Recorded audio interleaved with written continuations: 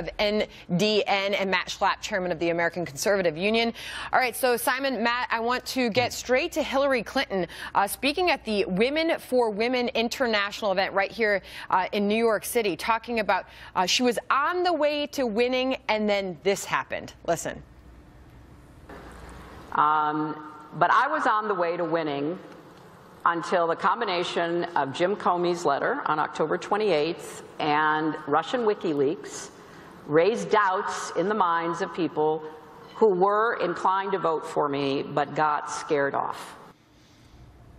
All right, so discussing her election loss, Matt, she also added to that, I take personal responsibility for that loss. What did you make of her words?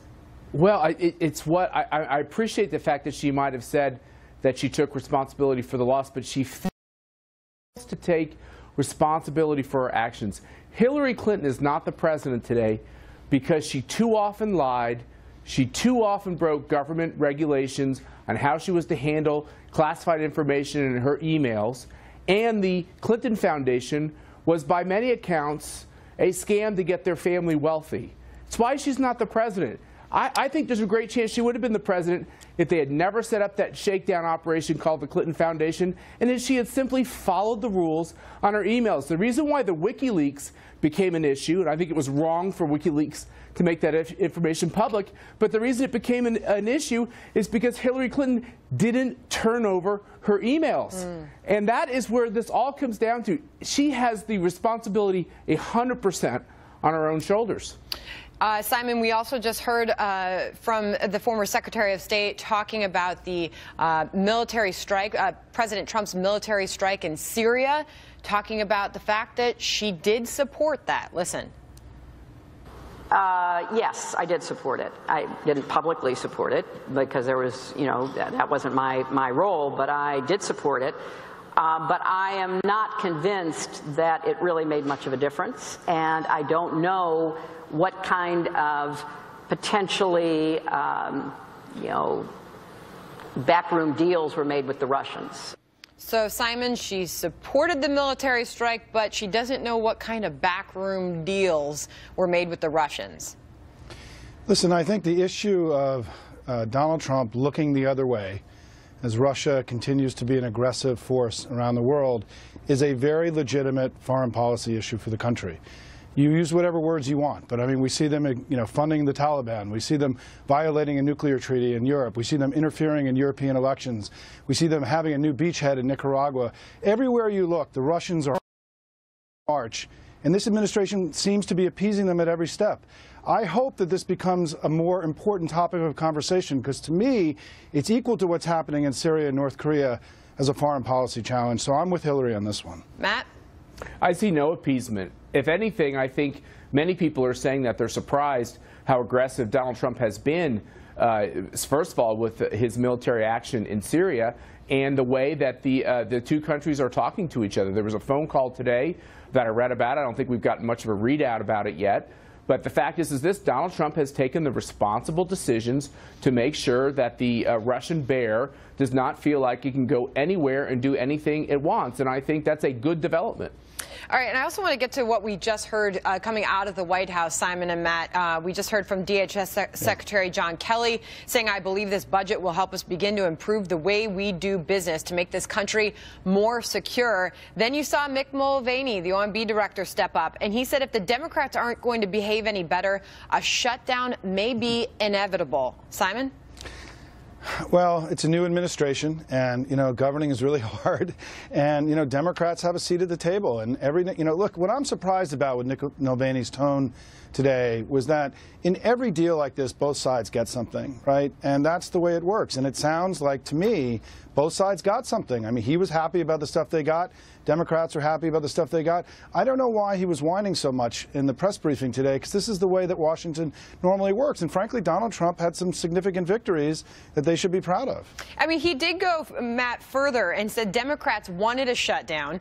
They're desperate to make this administration look like it can't function.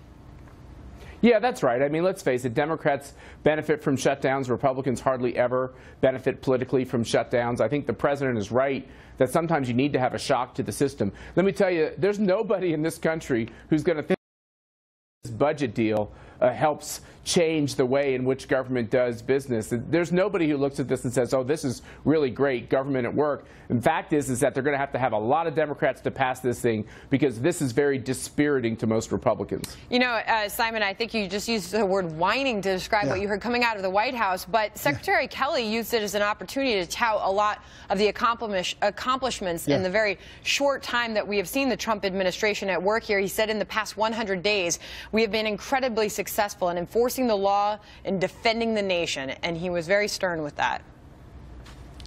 Is that, well, clearly, you know, we've gotten partial data. I mean, usually we get data on this stuff at the end of the year. I know a lot about this border stuff, and the truth is the flow of undocumented immigrants has been plummeting for years. We've had no increase of the undocumented community in the last decade.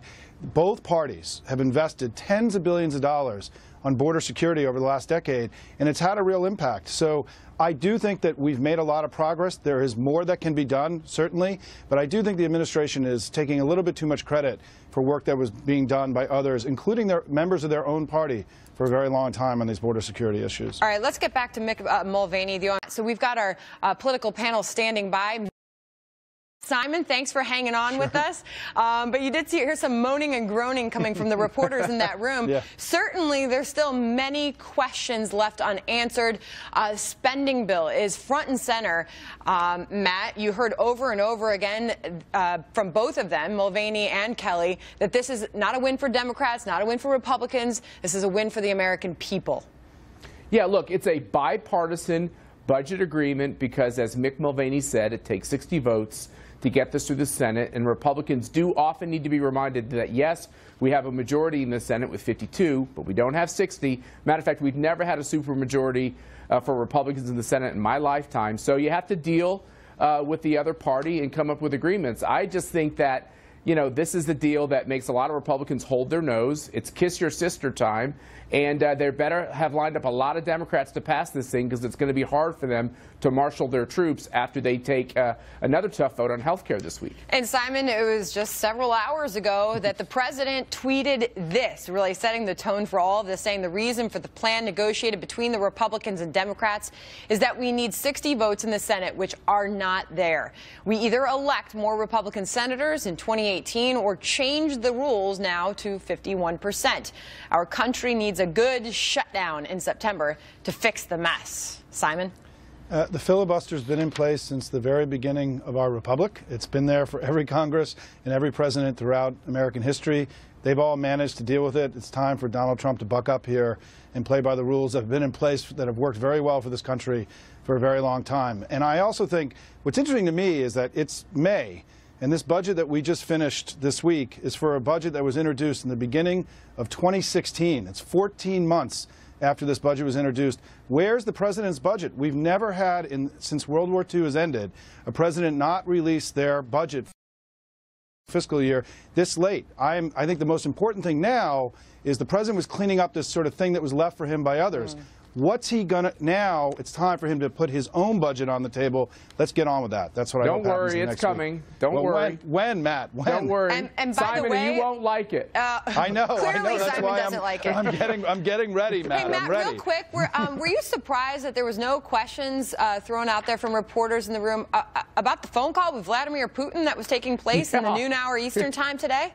It just, look, this is the era of Trump, and we have to remember there's always so many things happening at the same time that literally you have what's going on in North Korea. You have this really important, critical phone call with Vladimir Putin, which I want to know what happened on that phone call. I know we all do. At the same time, you have this budget agreement that came out. At the same time, they're trying to get the votes on health care. I don't know whether it's because Donald Trump has created so much change or that the American people are living in a very interesting political time, but it's hard to keep up. And remember, this is the first time that the two leaders will be speaking since Donald Trump said back in April that he believed that U.S.-Russian relations were at an all-time low.